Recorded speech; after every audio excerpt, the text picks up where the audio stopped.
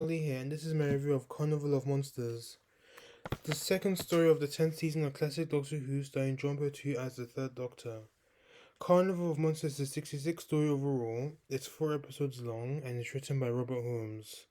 So this is the first Doctor Who story outside the Doctor's exile, because in the last story, The Three Doctors, the Doctor's exile was lifted and the Doctor now has freedom to travel everywhere in time and space. So the plot of the Carnival of Monsters is as follows. Freed from his exile on Earth, the Doctor takes Joe on a test flight in the TARDIS, landing aboard the SS Bernice, a cargo ship crossing the Indian Ocean in 1926. As events take a dangerous and unexpected twist, it seems that their fate lies in the hands of a traveling showman named Vorg and his assistant Sherna, who have arrived in the distant planet of Inter Minor with an amazing intergalactic peep show called the Miniscope. Monsters. Is it a good story? Absolutely. Is it one of my favorites? No, unfortunately. But Carnival of Monsters is still a very good story and is still very enjoyable, to say the least. So I think the production of the story was actually very well done. I like the set, especially the Interminer set. And I like the costuming, I like the whole 1920s aesthetic feel to this story, was pretty much very limited to the SS Bernice. I actually liked that, and I think this is the first time where the 1920s has actually been represented in Doctor Who, and also like the SS Bernice set as well. It looked very booty. And obviously, I think the other costumes are quite eccentric to say the least. Well, mainly from the Intermanorians and Vogue and Shona themselves, but it's Doctor Who, so it's forgiven. The script was alright, nothing too flashy. The direction was by Barry Letts was okay, nothing too flashy as well, but it could have been a little bit better though. And I like the visuals and the special effects of the story. I like the part in episode one where I think someone grabbed the TARDIS from the SS Bernice, just used their hand, just grabbed the TARDIS with the Doctor and Joe just looking on in horror. It was very, even for the 70s, it was quite good, and it was very good to see, and it was quite scary as well in a way. And this is also the first time we get a new Doctor. Well, not the first time. I think this story actually used a new theme tune. It was sounded very rubber bandery, but it was only used in the Australian broadcast, but it wasn't used in the UK broadcast. But I think it's a special feature on the DVD as well. So I think the plot of the story is actually was good. I actually like the meta humor of this story. Like you have to like really understand and what's going on to actually appreciate the story a bit, because it was as if Robert Holmes is actually trying to make fun of the BBC themselves, and obviously having Vogue and Shona being showmans, having like I think they were like pretty much a metaphor for the Doctor and Joe in the show, or the Doctor and a companion on the show, with the Doctor wearing very strange clothes, and Shona, the companion who represents the companion, wearing very sexy clothing and just being there. And obviously, I think Shona's backstory, I think she worked in the dance studio, so obviously having a companion with a very flashy backstory. I mean, yeah, so it's definitely as if Robert Holmes was making fun of the BBC and the BBC watchdogs like Mary Whitehouse, for instance.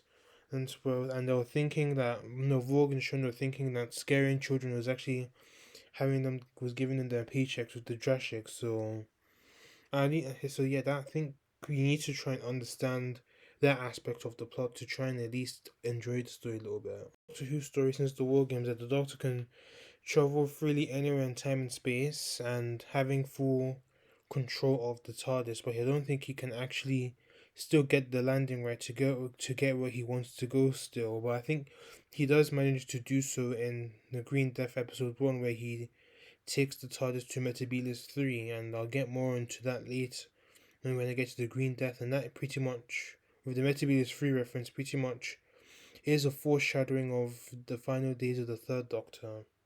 Unfortunately.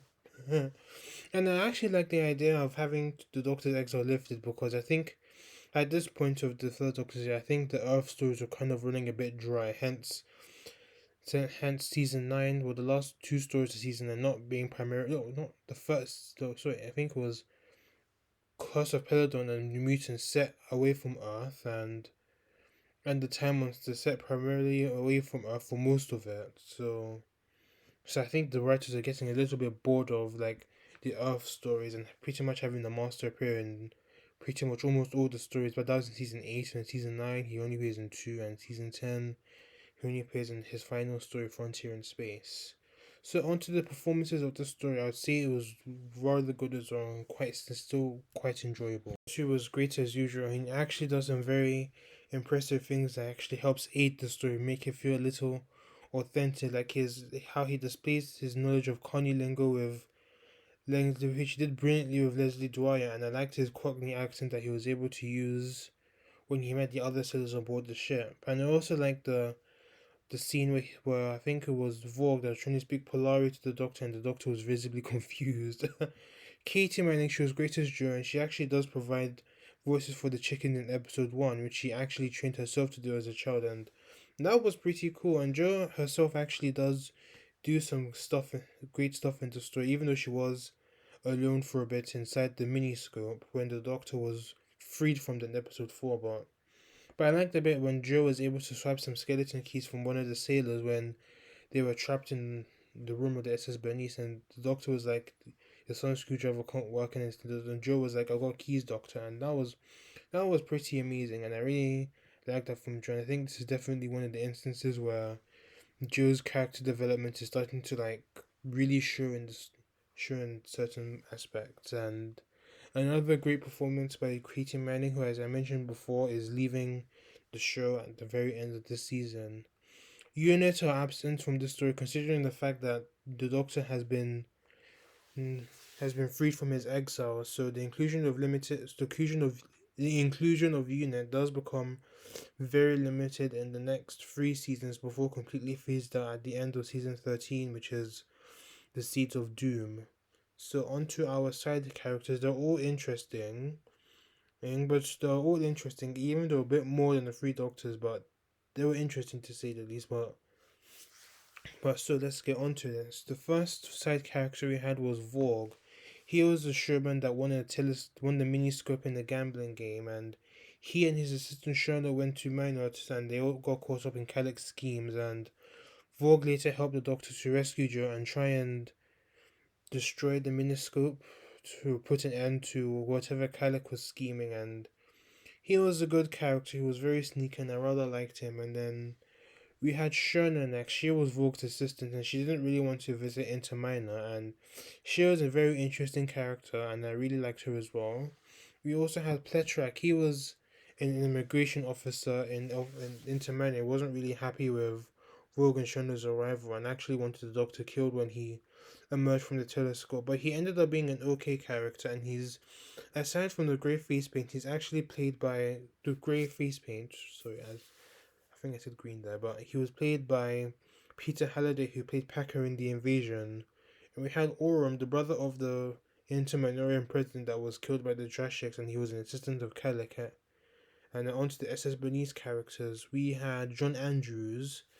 He was the boyfriend of Claire Daly and a member of the crew of the SS Bernice, and ended up getting into a fight with the Doctor and fortunately lost. And obviously, he's played by Ian Marter, who played Fourth Doctor's companion Harry Sullivan, sorry, right, in season when the very beginning of the Tom Baker era. And Major Daly, he was a retired Army British officer on board the SS Bernice, and he spent the whole time reading a book over and over again because of the time loop. And then I like the bit at the end where he actually does finish the book, and his daughter Claire was like, "How was the book, Dad, Father?" And then he was like, It was the longest book I've ever read." Pertwee actually recommended this role to go to Tinu Evans. I think they worked together, so it was a pretty good call on Pertwee's behalf. And finally, we had Claire Daly. She was Major Daly's daughter and John's girlfriend, and she was a musical theatre fan. I always screamed when something, I think of that dinosaur that was emerging from the water, and as soon as the time loop actually reset, so she was an okay character. She didn't really do much for the story, and yeah, there were more side characters in the Three Doctors. I think they were all more complex, but not complex in a way, but they were still made the story look feel good in this sort of context.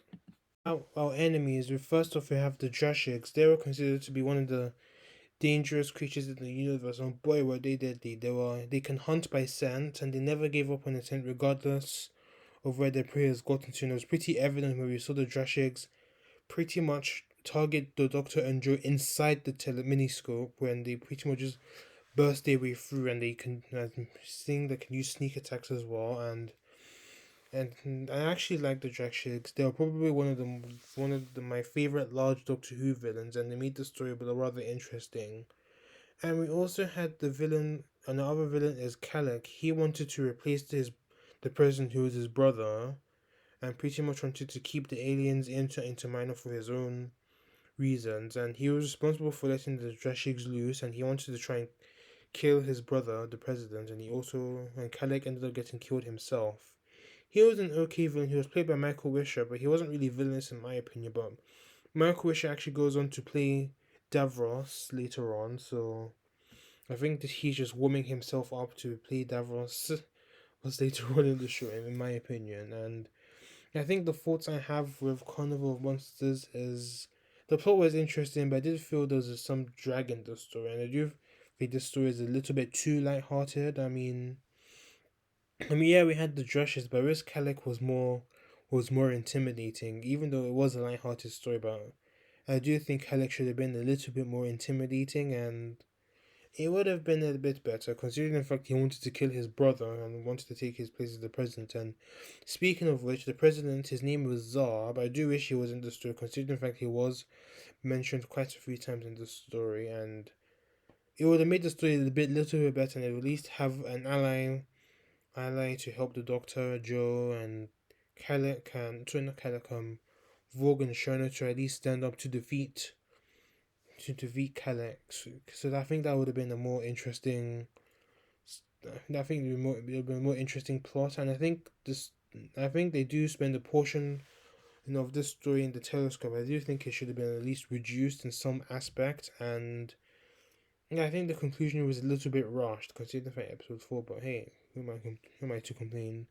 So to conclude, I think the Carnival of Monsters is a very light-hearted story to help us to relax us for two more serious stories coming up. So definitely worth a watch, and I give the story an 8 out of 10.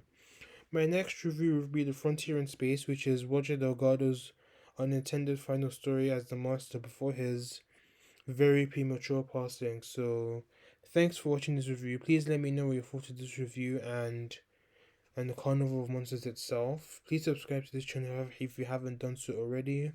Until then, see you later.